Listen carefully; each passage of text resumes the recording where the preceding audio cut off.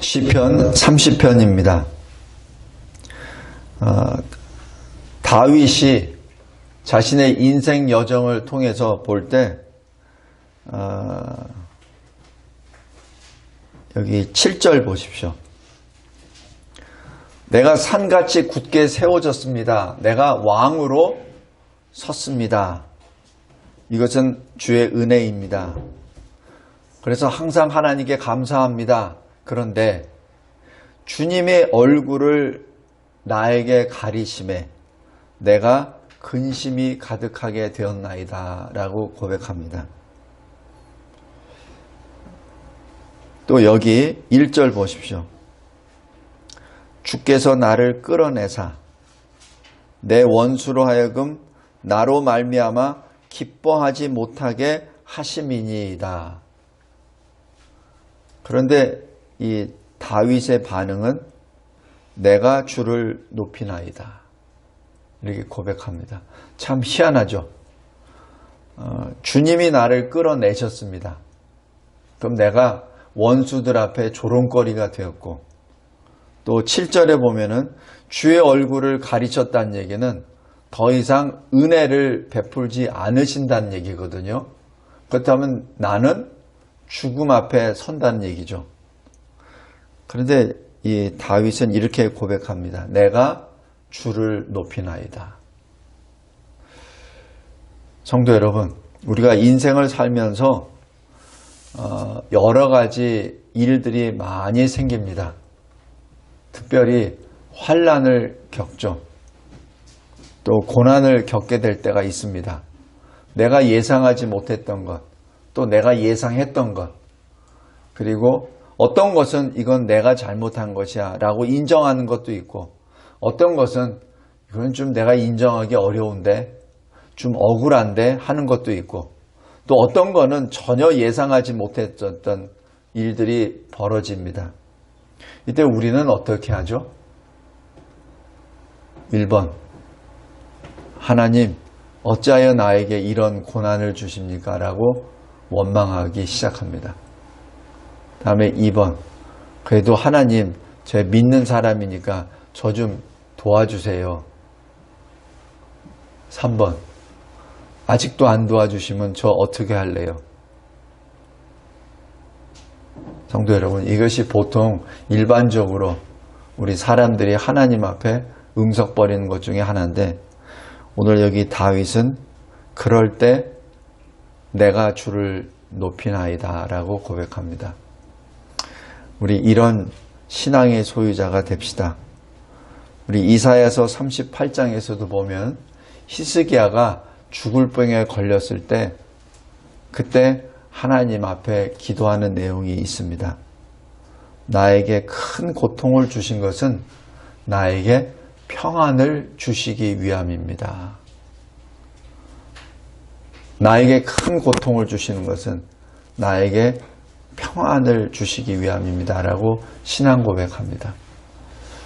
우리 이런 신앙 고백으로 이 세상을 걸어갑시다. 여기 5절 보십시오. 주님의 노여움은 잠깐입니다. 그러나 그의 은총은 평생입니다. 저녁에는 울음이, 그러나 아침에는 기쁨이 올 것입니다. 첫 번째, 우리가 고난 가운데 있을 때 먼저 하나님을 찬양합시다. 고난 가운데 있을 때 하나님을 찬양합시다. 고난이 없다면 우리는 하나님을 잘 안 찾게 돼요. 전에 제가 이 성경 공부하면서 언뜻 말씀드렸는데, 우리나라에 유교 사변이 없었다면 우리나라는 아마 벌써 공산화됐을 겁니다. 그러나 유교 사변에 아픔이 있었기 때문에 지금 대한민국이 설 수 있었고, 세계 선교 강국으로 일어날 수 있었고, 예수 재림을 준비하는 땅이 되었습니다. 비록 약간 어수선하고 참 이상한 방향으로 흘러가지만은 그래도 교회가 설 수 있었던 것은 우리의 아픈 과거가 있었기 때문에, 잊을 수 없는 과거가 있기 때문에 그렇습니다. 우리에게도 많은 인생의 여정 가운데 아픈 점들이 있어요. 근데 그 아픈 점들이 있을 때마다 그 아픈 것을 통해서 우리가 다시 성숙하게 됩니다. 우리 어린아이들도 그렇잖아요. 아픈 다음에 많이 크잖아요. 우리 어른들도 마찬가지. 커다란 그 중병을 앓고 난 다음에 사람이 성숙하게 되듯이 마찬가지입니다. 10대에 그 자아가 제대로 정립이 안 됐을 때 그때 방황을 하죠. 그 방황의 고통 끝에 다시 성인으로 나타나듯이 마찬가지입니다. 우리는 이 세상에 살면서 천국을 노래하며 삽니다. 천국을 소망한다고 살고 있죠. 그러나 진정 천국을 소망합니까? 그것은 다시 한번 우리 각자에게 질문해 보기 바랍니다. 그런데 왜 그렇게 죽음을 두려워하죠? 죽어야 가는 곳이 천국인데, 천국은 소망한다고 실컷 말은 하면서 죽기는 싫어해요. 그죠? 지금 제 얘기하고 있습니다. 죽기는 싫어. 근데 천국은 가고 싶어. 그게 말이 안 돼요. 천국 가려면 죽어야 되는데, 죽음이라는 고통을 통과해야 천국에 가죠. 그러한 그 연습이 우리 인생의 여로가 아닌가 생각이 듭니다. 그러다가 완전히 어떤 그 이상한 마음에 빠져서 계속 그 낙심의 늪에 살란 얘기가 결코 아닙니다. 우리의 신앙을 다시 한번 점검해 봐야 된다는 말씀을 드립니다. 6절 보십시오. 두 번째 주제입니다. 내가 형통할 때 나는 늘 내 자랑을 해왔죠. 내가 성공할 때 나의 성공이 영원히 갈 것이라고 폼을 재고 어깨에 힘을 냈죠. 많은 사람들에게 이렇게 살아야 돼, 저렇게 살아야 돼 라고 말을 하며 자기를 본받으라라고 말을 했죠. 그런데 그것이 바로 하나님의 은혜임을 언제 깨닫죠? 고난을 당할 때 깨닫게 됩니다. 우리는 이러한 고난이 없으면 너무 자고하고 교만해져서 자꾸 하나님 자리에 올라가려는 그러한 죄성이 있습니다. 하나님께서는 그것을 아시고 계속해서 우리들에게 그 아픔을 허용하십니다. 근데 그 아픔이 실은 내가 자초한 거예요. 하나님이 나에게 아픔을 주시기 위하여 고통을 예비하셨다가 주시는 것이 아니라 실은 그 고통이 내 인생 가운데 잉태되어서 계속 그게 터지기 직전까지 내가 끌고 나갔던 것이죠. 그러다 그게 터진 겁니다. 하나님이 준비해놨다가 이놈 굉장히 교만해졌네? 그래서 고난을 탁 주신 것이 아니라 교만을 시작할 때부터 그 고통이 잉태돼서 나타나는 것이죠. 히스기야가 죽을 병에 걸려서 그 고통 가운데 있을 때 하나님 앞에 기도한 내용이 바로 그 내용입니다. 나에게 큰 고통을 주신 이유는 나에게 평강을 주시기 위함입니다. 우리 예레미야 10장 한번 보시겠습니다. 예레미야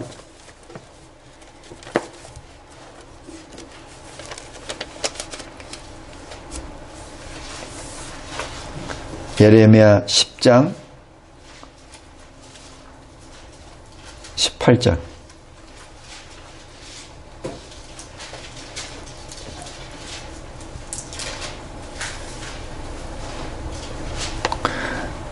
제가 읽겠습니다. 여호와께서 이와 같이 말씀하시되 보라 내가 이 땅에 사는 자를 이번에는 내던질 것이라. 내가 지금까지 쭉 인내하고 있었는데 도저히 안 되겠다. 너희들이 너무 부패하고 썩었기 때문에 내가 약속한 이 땅, 거룩한 땅을 너무 더럽혔기 때문에 이 땅에서 이번에는 내가 지금까지는 참았는데 이번에는 내던질 것이라. 왜 내던지시죠? 하나님이 고통을 주시기 위해서? 아니에요. 그 죄 때문에, 그 죄로 말미암아 부패해졌기 때문에 내던지신 겁니다. 그들을 괴롭게 하여 깨닫게 하리라 하셨느니라. 그들이 괴롭게 된 것은 하나님이 일부러 만드신 것이 아니라 그들의 죄악 때문에 그렇습니다. 하나님이 약속하신 땅은 거룩한 땅이에요.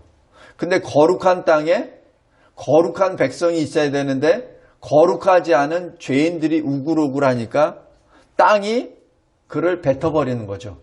하나님이 그렇게 허용하신 것이죠. 그래서 하나님이 이렇게 말씀하신 겁니다. 그들을 괴롭게 하여 어떻게 깨닫게 하리라. 이것이 하나님의 징계의 목적입니다. 하나님이 우리에게 어떤 일에 어떤 상황 가운데 우리에게 고난을 주시거나 징계를 주셨을 때 잘 보시기 바랍니다. 그 원인은 바로 나입니다. 그런데 하나님께서는 그 고난을 통해서 내가 알도록 만드십니다. 그냥 고난을 통해서 우리를 죽이려고 하시는 것이 아니라 그 고난을 통해서 내가 깨닫도록 하십니다. 그럼 깨달으면 어떻게 되죠? 아프다. 그러죠. 그 다음에는 돌아오죠. 하나님께. 그래서 19절 보십시오. 슬프다 내 상처여. 내가 중상을 당하였도다. 그러나 내가 말하노라. 이는 참으로 고난이라. 내가 참아야 하리로다. 이것이 성도의 본분입니다. 여기 24절 보십시오. 여호와여 나를 징계하옵시되 너그러이 하시고 진노로 하지 마옵소서. 주께서 내가 없어지게 하실까 두려워하나이다. 나를 징계는 해 주시되 나에게 심판의 진노는 내리지 마소서. 성도 여러분, 이것이 예레미야가 하나님의 징계 앞에 서 있었던 이스라엘을 대표하여 하나님께 기도한 내용입니다. 우리 각자 인생에서도 마찬가지, 교회와 이 나라를 향해서도 마찬가지, 어려운 일을 당할 때 다시 한번 하나님을 더 정확히 보는 계기가 되길 바랍니다. 자꾸 다른 사람의 탓을 하지 말고 원인을 다른 데 두지 마시고 나 자신으로부터 그 원인을 찾기 바랍니다. 그랬을 때 우리가 하나님을 찾게 돼요. 아파요, 하나님. 나를 용서해 주세요. 라고 합니다. 마지막 세 번째, 11절입니다. 주님이 나의 슬픔을 변화시켜 주셔서 나에게 춤을 추게 하실 것입니다. 나의 이 슬픔의 베옷을 벗기시고 기쁨으로 띠를 띄우실 것입니다. 우리의 신앙입니다. 이게 믿음입니다. 그래서 지금 당장은 슬퍼요. 고통 가운데 있습니다. 그러나 하나님 앞에 이 소망의 노래를 부르며 기쁨으로 주님께 찬양하는 저와 여러분이 되기를 바랍니다. 이 마지막 때, 사실 두려움의 때입니다. 근데 두렵다고 하면서, 종말이라고 하면서 죽을 준비를 안 해요. 그냥 이 세상이 좋습니다라고 해서 이 세상에서 어떻게 하면 오랫동안 잘 버티고 살 수 있을까 그 생각만 합니다. 근데 그러면 안 돼요. 하나님 앞에 다시 한번 엎드리며 주의 다시 강림하심을 기다리는 저와 여러분이 되길 바랍니다. 고난이 임하면 임할수록 더 주께 가까이 나아갑시다. 내가 아프면 아플수록 더 주의 이름을 부릅시다. 내가 더 억울함을 당하면 당할수록 더 주를 높입시다. 주님이 나의 슬픔을 변화시켜 주시고 기쁨으로, 주님이 나의 슬픔의 베옷을 벗기시고 즐거움 그리고 소망의 띠, 진리의 띠를 띄우셨을 때 우리 다윗처럼 언약궤 앞에서 하나님을 찬양하며 춤을 추며 하나님 앞에 나아가는 저와 여러분이 되길 바랍니다. 하나님 감사하고 감사합니다. 늘 하나님이 우리들을 교훈하십니다. 특별히 그 고통 가운데 있을 때 하나님의 이름을 노래하라는 이 말씀에 진심으로 감사합니다. 나의 죄, 나의 교만, 나의 이 오만 앞에 머리를 들고 있는 나를 다시 낮추시고 또 그 낮추심을 통해서 나를 다시 깨닫게 하여 주시고 또 그 깨달음을 통하여 주님께 더 가까이 돌아가는 생명에 이르는 회개의 영을 허락해 주신 하나님의 이름을 찬양합니다. 하나님 영원토록 주를 찬양하고 경배하게 하소서. 예수 그리스도의 이름으로 기도드리옵나이다. 아멘.